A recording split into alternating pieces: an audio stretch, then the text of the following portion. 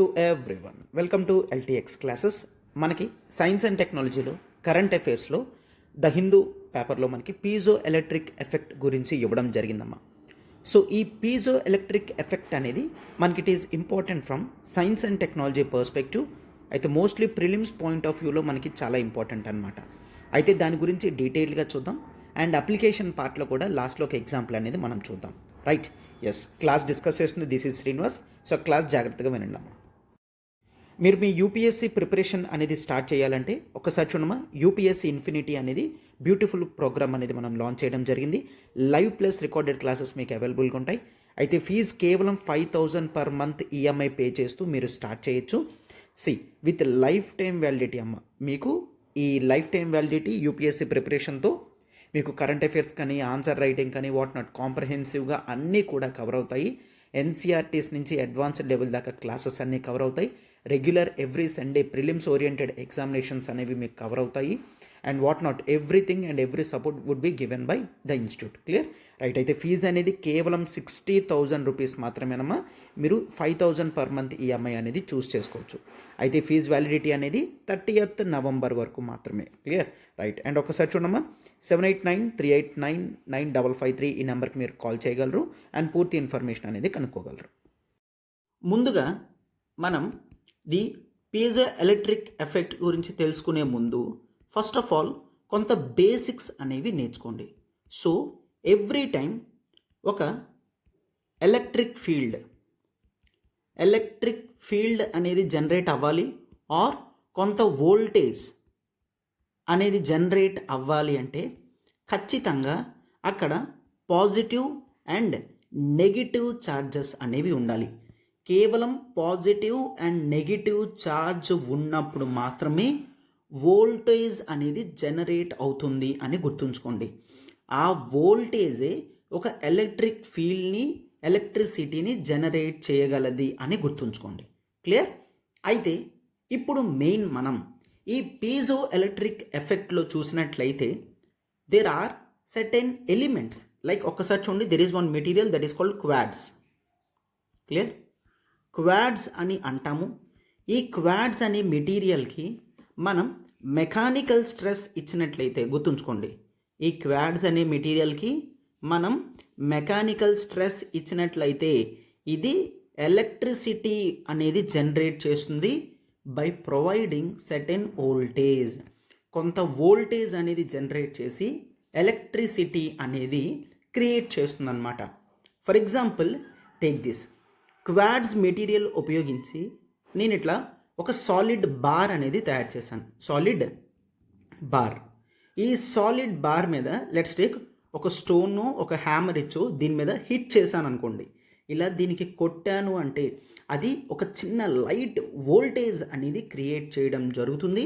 Even ఈ వోల్టేజ్ని మీరు రికార్డ్ చేయగలరు కూడా. క్లియర్? రైట్.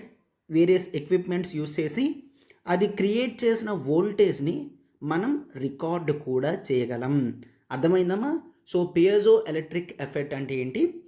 ఒక బాడీ ఎలక్ట్రిక్ కరెంట్ని ఎప్పుడైతే స్క్వీజ్ చేయడం జరుగుతుందో అది వోల్టేజ్ని జనరేట్ చేస్తుంది. క్లియర్? ఒక బాడీ ఎప్పుడైతే స్క్వీజ్ చేయడం జరుగుతుందో కొంత వోల్టేజ్ జనరేట్ చేయడం జరుగుతుంది. ఆ ఎఫెక్ట్ని పీజో ఎలక్ట్రిక్ ఎఫెక్ట్ అని అంటాం. సో అంటే ఇక్కడ మెకానికల్ ఎనర్జీ అనేది ఎలక్ట్రికల్ ఎనర్జీగా మారుతుందన్నమాట. అయితే వీటి అప్లికేషన్స్ అనేవి చూడండి, తర్వాత అది ఎట్లా జనరేట్ చేస్తుందో నేను చూపిస్తాను. Clear? So first of all మనం హాస్పిటల్కి వెళ్ళినప్పుడు డాక్టర్స్ వాళ్ళు స్టెటస్కోప్ అనేది యూస్ చేస్తారు, అవునా? సో ఈ స్టెటస్కోప్లో ఒక థిన్ లేయర్ అనేది మీకు బయట కనిపిస్తుంది. అది ఎప్పుడైతే హార్ట్ దగ్గర చెస్ట్ రీజన్ మీద పెట్టడం జరుగుతుందో మన హార్ట్ ఇచ్చే ఎఫెక్ట్, క్లియర్, హార్ట్ మూవ్మెంట్ అవుతూ ఉంటుంది కదా, అది రికార్డ్ చేస్తుంది అనమాట. అది ఫీల్ అవుతుంది. ఆ థిన్ లేయర్ అనేది ఫీల్ అయ్యి ఆ థిన్ లేయర్ మీద క్వాడ్స్ మెటీరియల్తో ఒక లైట్ బార్ షేప్లో తయారు చేసిన మెటీరియల్ అనేది పెడతారనమాట. క్వాడ్స్దే ఒక సాలిడ్ బార్లా తయారు చేసి దాని మీద పెట్టడం జరుగుతుంది. సో ఇప్పుడు మన హార్ట్ ఇచ్చే ఎఫెక్ట్ అనేది ఆ థిన్ లేయర్ అనేది తీసుకువెళ్ళి ఈ క్వాడ్స్కి ఒక షాక్ ఇచ్చినట్లు ఇస్తుందన్నమాట. వెంటనే ఆ సాలిడ్ బార్ ఒక ఎలక్ట్రిక్ ఫీల్డ్ అనేది క్రియేట్ చేస్తుంది, వోల్టేజ్ జనరేట్ చేస్తుంది. దాన్ని క్యాచ్ చేసి ఎట్లాగా కొట్టుకుంటుంది అనేది యాక్చువల్లీ డాక్టర్స్కి వినిపిస్తుంది. ఇప్పుడు కొత్తగా వచ్చిన అడ్వాన్స్డ్ స్టెటస్కోప్లో ఎంత వోల్టేజ్ జనరేట్ చేస్తుంది అన్న కూడా మనం రికార్డ్ చేయగలం అన్నమాట. క్లియర్? అదొకటి. అండ్ జనరలీ లైటర్స్ ఉంటాయి కదమ్మా, సిగరెట్స్ ఆన్ చేస్తుంటారు కదా లైటర్స్తో. సో ఈ లైటర్ని మీరు ఒకవైపు ప్లాస్టిక్ ఉంటుంది, దాన్ని హిట్ చేసినట్లయితే పక్క నుంచి వేపర్ ఉంటుంది, ఆ వేపరైజర్ అనేది ఎలక్ట్రిక్ షాక్కి గురై it releases the heat effect. Clear? So మంట వస్తుంది, అవునా? ఈవెన్ ఈ లైటర్స్ కూడా ఈ విధంగానే పనిచేస్తాయి. క్లియర్? ఈవెన్ ఇంట్లో కిచెన్లో చిమ్నీ అవి వెలిగించడానికి మనం ఒక పిస్టన్ లాంటిది యూజ్ చేస్తాం, అవునా? అది హిట్ చేసిన వెంటనే దాని నుంచి కొంత ఎలక్ట్రిసిటీ అనేది జనరేట్ అయ్యి అండ్ మన చిమ్నీ ఏదైతే ఉంటుందో అది గ్యాస్ తీసుకొని బర్న్ అవ్వడం అనేది చేస్తుంది, అవునా? సో ఇవన్నీ కూడా ఒక మెకానికల్ స్ట్రెస్, ఒక ప్రెస్ కానీ ఒక స్క్వీజ్ కానీ ఇచ్చిన తర్వాత ఎలక్ట్రిసిటీ అనేది జనరేట్ చేయడం చూస్తాం. ఇలా ఈ పీజో ఎలక్ట్రిక్ ఎఫెక్ట్తో నెంబర్ ఆఫ్ అప్లికేషన్స్ అనేవి మనం ఈరోజు వరల్డ్లో చూస్తామన్నమాట. క్లియర్? సో అయితే ఫస్ట్ టైం దీన్ని ఎప్పుడు కనిపెట్టారో చూడండి. సో ఈ పీజో ఎలక్ట్రిక్ ఎఫెక్ట్ అనేది it was found at the times of 1880. 1880లో there are 2 persons, Jacques and the Pierre Curie. So వీళ్ళిద్దరూ 1880లో first time piezo electric effect అనేది కనుక్కోవడం జరిగింది. దీని తర్వాత నుంచి మనకి నెంబర్ ఆఫ్ అప్లికేషన్స్ అనేవి పెరగడం చూస్తాం. సో ఫస్ట్ ఆఫ్ ఆల్ మీరు ఒక క్వాడ్స్ మెటీరియల్ చూసినట్లయితే, ఇప్పుడు క్వాడ్స్ జనరల్గా ఎలా ఉంటుందో చూద్దురు. దాని యొక్క 3D స్ట్రక్చర్లో ఆటమ్స్ లెవెల్లో, మాలిక్యులర్ లెవెల్లో చూస్తే ఎలా ఉంటుందో చూస్తే అది ఎందుకు ఎలక్ట్రిక్ ఎఫెక్ట్ అనేది క్రియేట్ చేస్తుంది మీకు అర్థమవుతుందన్నమాట. దానికి ముందు ఇక్కడ నేను ఆల్రెడీ చెప్పాను, మళ్ళీ స్ట్రెస్ చేస్తున్నాను. ఎలక్ట్రిసిటీ కానీ వోల్టేజ్ కానీ జనరేట్ అవ్వాలి అంటే ఒక పాజిటివ్ ఛార్జ్, ఒక నెగిటివ్ ఛార్జ్ అనేది ఉండాలి. క్లియర్? ఎస్. ఇది మీరు జనరల్లీ చూసినట్లయితే ఒక క్వాడ్స్ మెటీరియల్ అన్నమాట. క్లియర్? ఒక క్వాడ్స్ మెటీరియల్ అనేది ఇలా ఉంటుంది. అండ్ నెక్స్ట్ ఇప్పుడు ఒకసారి చూడమ్మా, if you observe this one. Clear? ఇప్పుడు ఇక్కడ చూడండి. సో ఇప్పుడు ఇందాక క్వాడ్స్ చూసారు కదా, అదే మీకు ఈ క్రిస్టల్ షేప్లో తయారవుతుంది అనమాట. క్లియర్? ఈ క్రిస్టల్ షేప్లో తయారవుతుంది. అండ్ ఇది ఇంకా మాలిక్యులర్ లెవెల్లో మనం ఇలా పెట్టి చూస్తే ఇక్కడ రెడ్ కలర్స్ కనిపిస్తుంది కదా, ఈ రెడ్ కలర్స్ ప్లస్ మధ్యలో మీకు ఒక ఎఫెక్ట్ ఉంది, రైట్? సో అంటే ఇది ఈ లెవెల్లో కనిపిస్తుంది, రైట్? అంటే మనం సబ్ అటామిక్ లెవెల్లోకి వెళ్తే ఇలా కనిపిస్తుంది, రైట్? చూసారు కదమ్మా. సో ఇప్పుడు ఈ నెక్స్ట్ పిక్చర్ అనేది చూపిస్తాను, బట్ ఒక్కసారి చూడండి. సో క్వాడ్స్ అనేది చూసారు, it consist of silicon plus oxygen. ఇది సిలికాన్ డయాక్సైడ్ అన్నమాట. క్లియర్?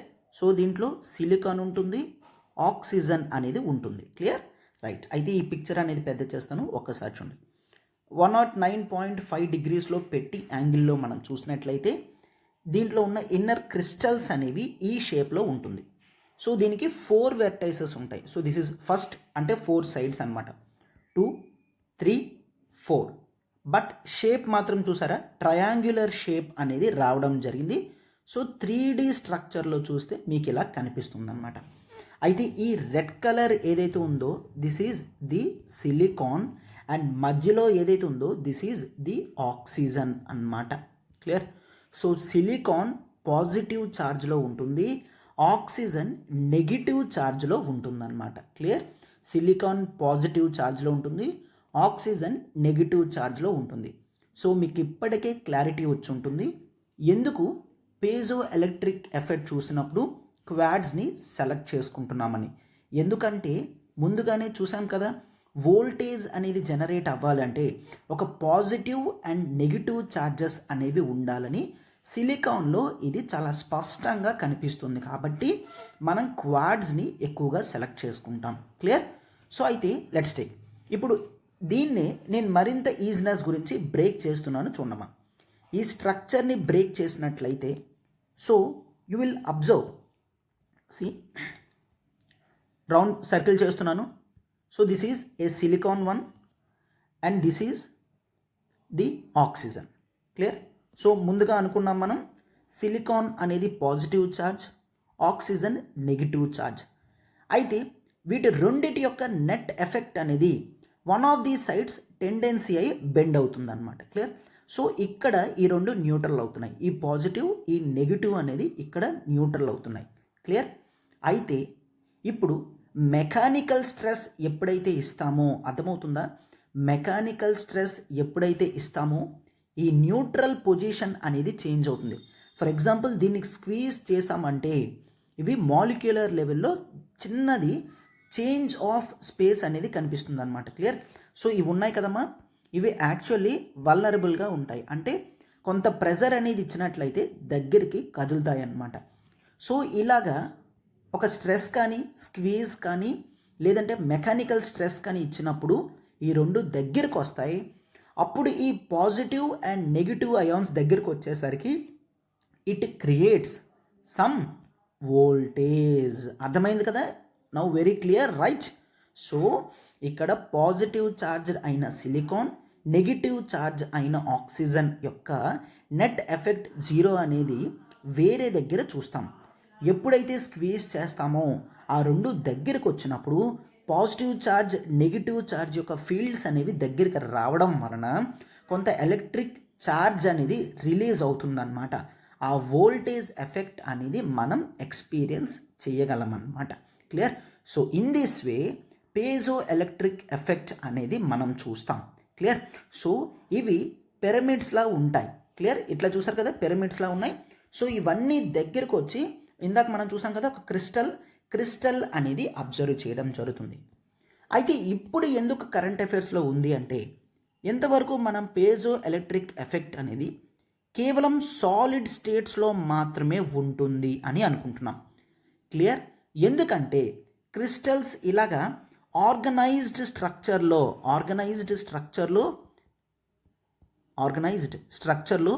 క్రిస్టల్స్ కేవలం ఇలా సాలిడ్ స్టేట్లో మాత్రమే ఎగ్జిస్ట్ అవుతుంది అని అనుకుంటున్నాం. క్లియర్?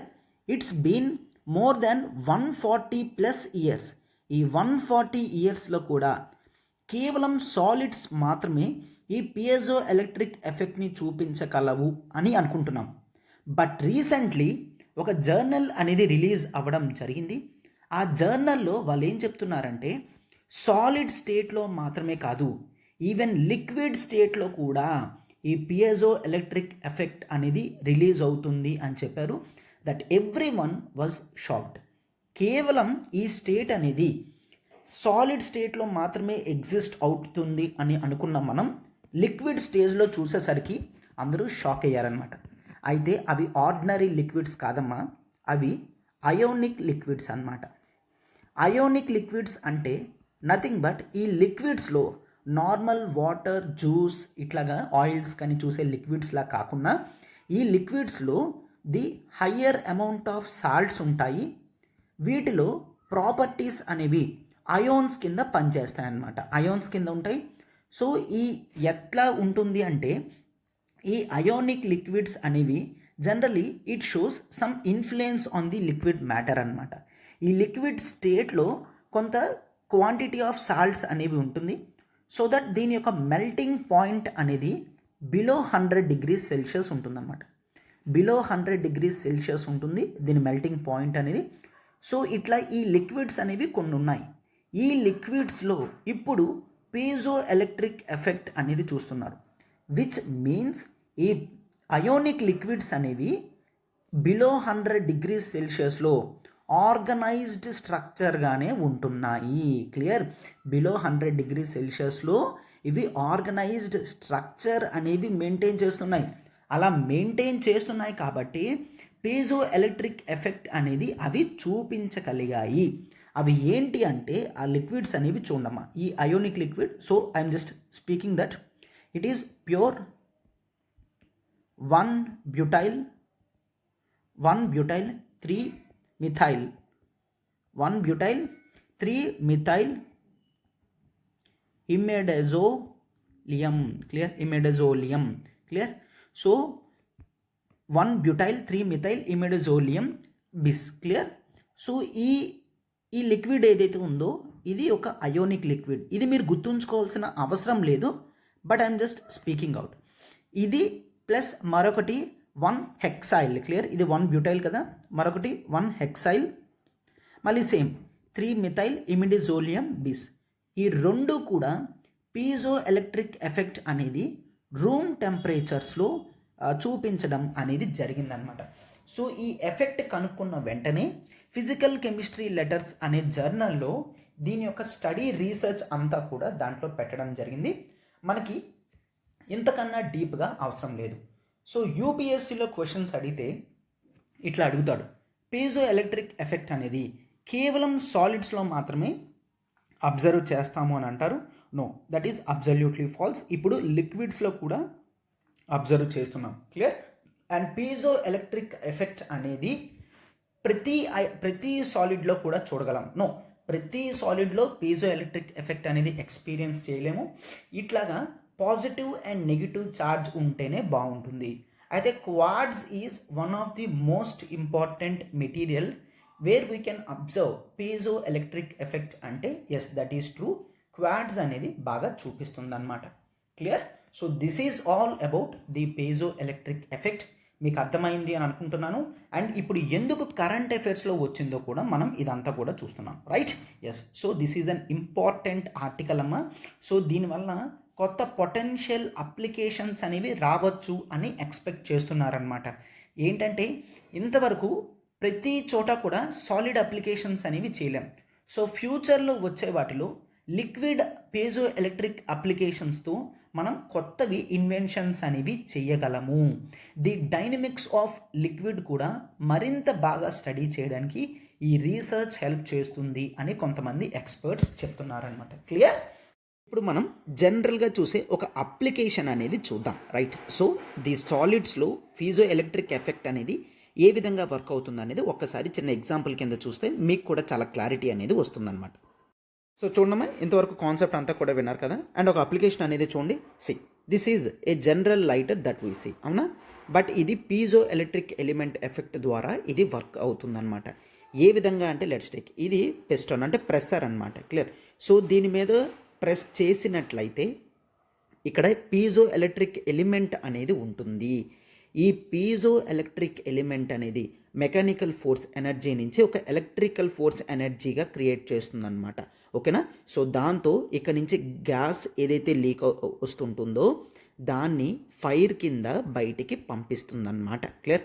సో ఈ విధంగా లైటర్ అనేది మనకి ఎఫెక్ట్ అవుతుంది, క్లియర్. సో లైటర్ ఏ విధంగా ఎఫెక్ట్ అవుతుంది అంటే లోపల ఒక పీజో ఎలక్ట్రిక్ ఎలిమెంట్ అనేది ఉంటుంది. ఈ పీజో ఎలక్ట్రిక్ ఎలిమెంట్ అనేది కొంత ఎలక్ట్రిసిటీ అనేది పాస్ చేసి ఈ గ్యాస్ అనేది ఇన్ఫ్లేమ్ అయ్యే విధంగా చేస్తుంది. జనరల్గా గ్యాసెస్ అనేవి వాటికి ఫ్లేమబిలిటీ అనేది ఉంటుంది. ఫ్లేమబిలిటీ అంటే అంటుకునే క్యారెక్టర్ అనమాట, అంటే నథింగ్ బట్ అది అగ్ని అనేది రాచేస్తుంది అనమాట, క్లియర్. సో దట్ ఆ ఇన్ఫ్లేమ్ అనేది కంటిన్యూస్గా వస్తూ ఉంటుంది అన్లెస్ ఆ గ్యాస్ ఛాంబర్లో గ్యాస్ అనేది ఎగ్జిస్ట్ అయి ఉన్నంత వరకు. అర్థమవుతుంది కదమ్మా. ఈ విధంగా the elements, the applications of piezo electric element అనేది చూస్తాము.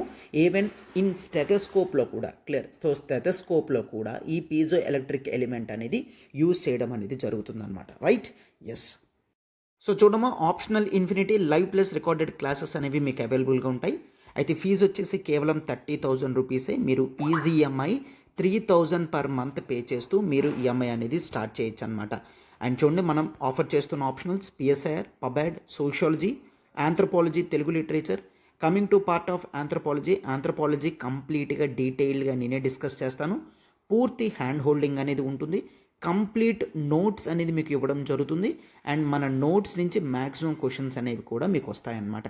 ఒకవేళ మీకు ఆంథ్రోపాలజీ గురించి ఇంకేమైనా డౌట్స్ ఉన్నా, క్వేరీస్ ఉన్నా, సొల్యూషన్స్ అనేవి నా దగ్గర నుంచి మీరు వినాలనుకుంటే you can call to this number. ఈ నెంబర్ చూడమ్మా, 7893899553. ఈ నెంబర్కి మీరు కాల్ చేయగలరు, నాతో మాట్లాడచ్చు కూడా. అండ్ చూడమ్మా, ఈ 3,000 పర్ మంత్ ఈఎంఐతో వచ్చే ఆఫర్ అనేది కేవలం 30th నవంబర్ వరకు మాత్రమేనమ్మా. అయితే కోర్స్ వ్యాలిడిటీ మాత్రం లైఫ్ టైం వ్యాలిడిటీ ఉంటుంది. సో దట్ మీరు ఈవెన్ ఎగ్జామినేషన్స్ ముందు కూడా క్లాసెస్ అనేవి ఫాస్ట్ ఫార్వర్డ్లో వినడానికి అంతా కూడా హెల్ప్ చేస్తుంది. అయితే రెగ్యులర్గా క్లాసెస్ అనేవి జరుగుతాయి, ఎగ్జామ్స్ అనేవి మీరు రెగ్యులర్గా రాస్తూ ఉంటారు ఇంపార్టెంట్ టాపిక్స్ అని. సో దట్ కాంప్రహెన్సివ్గా మీకు అంతా కూడా క్లియర్ అయిపోతుంది అనమాట. రైట్? ఎస్.